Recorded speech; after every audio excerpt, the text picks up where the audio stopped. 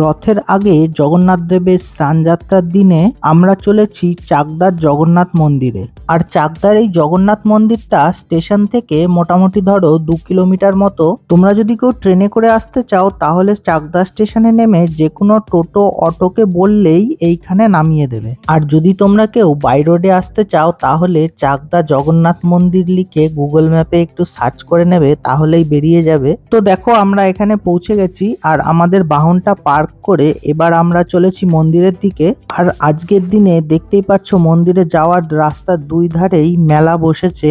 তো চলো এটা দেখতে দেখতে যাওয়া যাক। চাকদার এই জগন্নাথ মন্দিরটা একটু ভেতর সাইড বলে এখানে বড় গাড়ি নিয়ে আসাটা একটু চাপের ব্যাপার, কারণ এখানে এসে দেখলাম শুধু টোটো গাড়ি এই রাস্তা দিয়ে যেতে পারছে। আর এই মন্দিরের রাস্তাটা একদমই সরু বলে এখানে বাইক, সাইকেল বলো, ছোট গাড়ি বলো, কোনো কিছুই অ্যালাউ নেই। অনেকটা দূরেই তোমাদের রেখে আসতে হবে। তো দেখতেই পাচ্ছ আমরা যেখানে আমাদের বাহনটা রেখেছিলাম ওখান থেকে অনেকটাই হেঁটে হেঁটে আমাদের যেতে হচ্ছে।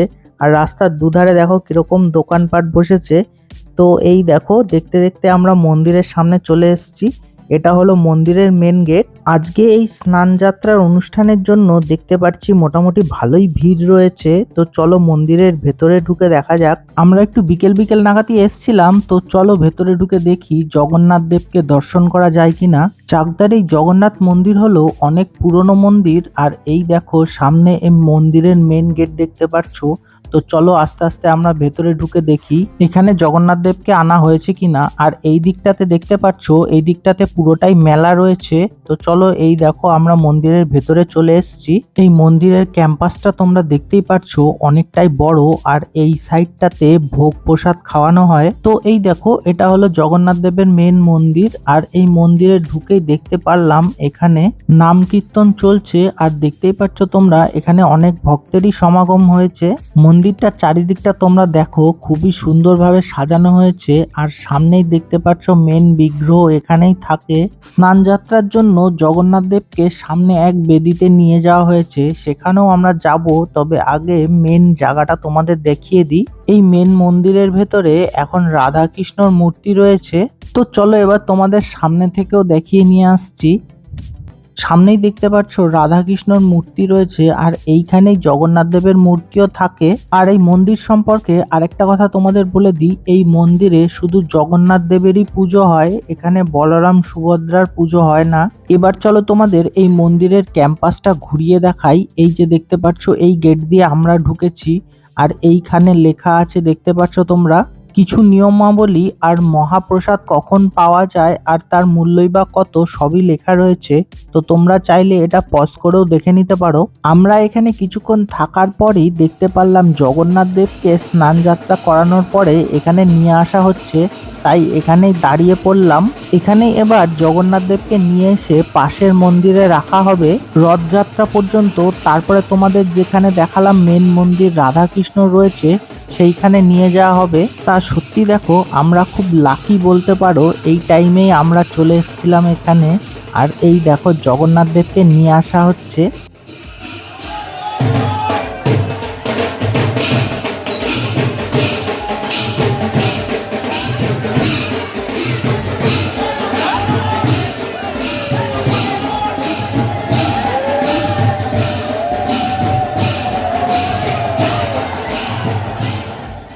এবার দেখতেই পাচ্ছ তোমরা জগন্নাথ দেবকে এই রাস্তা দিয়ে ঢুকিয়ে যে মন্দিরটা তোমাদের দেখালাম ঠিক তার পাশের মন্দিরেই রাখা হবে। এখানে দেখতেই পাচ্ছ তোমরা বেলা বাড়ার সাথে সাথে ভক্তদের ভিড়ও বাড়ছে।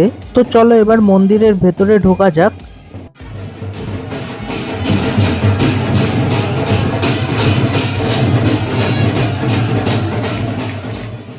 জগন্নাথ দেবকে ওই পাশের মন্দিরটাতে রাখা হয়েছে, কিন্তু ভক্তদের যা ভিড় দেখতেই পাচ্ছ তোমরা, সেই জন্য আর ওখানে যেতে পারলাম না।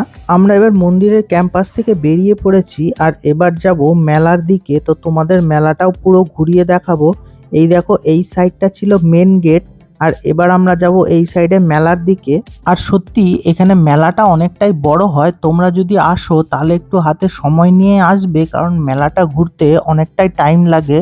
সব স্টল তো এখানে ঘুরিয়ে দেখানো সম্ভব হবে না, তাই তোমাদের বেশ কিছু স্টল ঘুরিয়ে দেখাচ্ছি। তো চলো দেখো এই দেখো এখানে রয়েছে একটা ব্যাগের স্টল, তোমরা দেখতেই পাচ্ছ।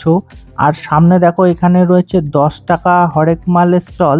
এইখানে ম্যাক্সিমাম জিনিসই তোমরা 10 টাকাতে পেয়ে যাবে, আর বেশ কিছু জিনিস আছে যেগুলোর দাম একটু বেশি। এখান থেকে এগিয়ে একটু সামনে গিয়ে দেখতে পাচ্ছ তোমরা একটা প্যান্ডেল রয়েছে, এইখানেই ছিল জগন্নাথের স্নান যাত্রা। আর রাস্তায় যেতে যেতে অনেক ইমিটেশন গয়নাকাটি স্টল প্লাস হরেক মাল 30-40 টাকার স্টল আমরা দেখতে পেলাম। এবার এইখানে দেখো খুব সুন্দর সুন্দর সফট টয়গুলো রয়েছে। এই স্টলটা ছিল পুরোটাই সফট টয় ভর্তি।